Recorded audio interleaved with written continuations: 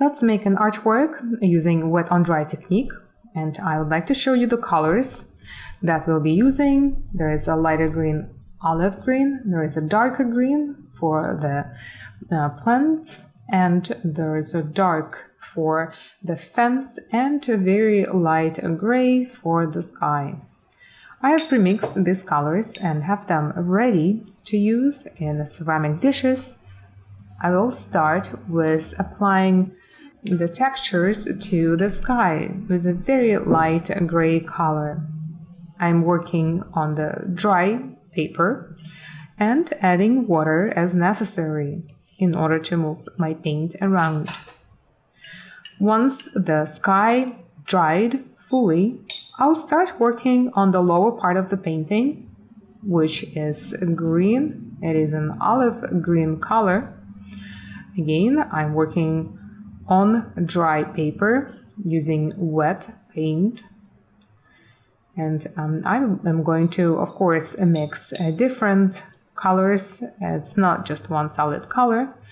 As I'm looking at the painting by Wyeth, I'm trying to copy as much as I can and analyze the techniques that he used.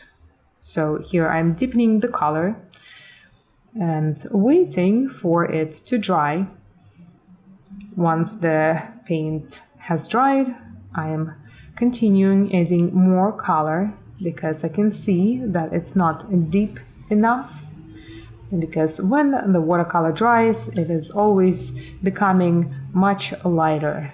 So intensifying color is such a common practice. I will add my deepest dark. It is an ivory black, and also allows me to create some textures.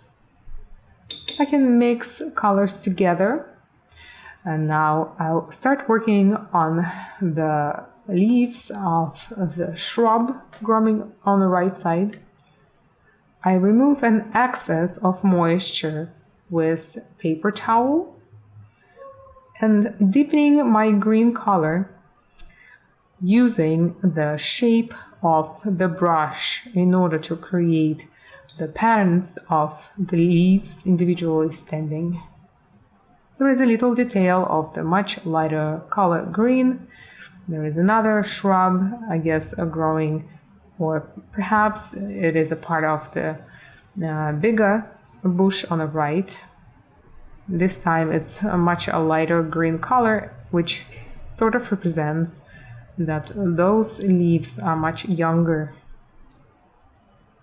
I'll add details of the branches using the darkest color, an ivory black, using a very point of my brush, adding a little more details to the bush, adding more texture to the grass while the paper is still moist. And now working on the fence, I'm not just making a solid straight line. It is an artwork, it is not an illustration.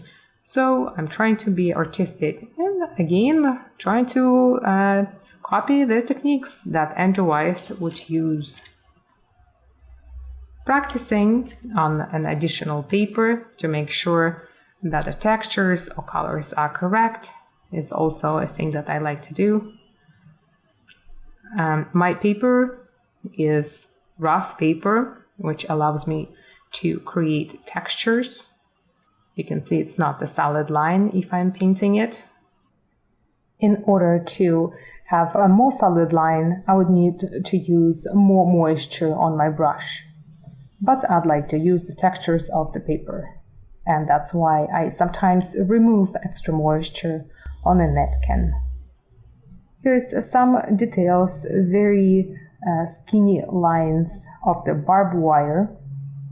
And here are the little spiky details of the barbed wire. I'm using a tip of my brush to add some details. I'm not being very careful. I'm just trying to be more artistic.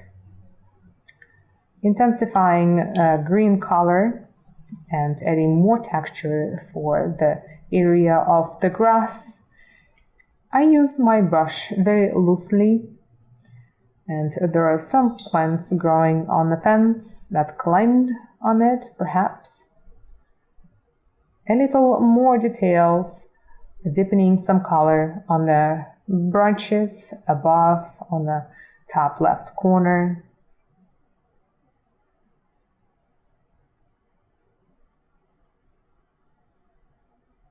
And that's a good practice. It is a good idea to try copying paintings of famous masters in order to understand the medium better, the use of the color, and the textures. There is a shrub also growing on the background. It is very light. You don't need to give details. And that's the painting.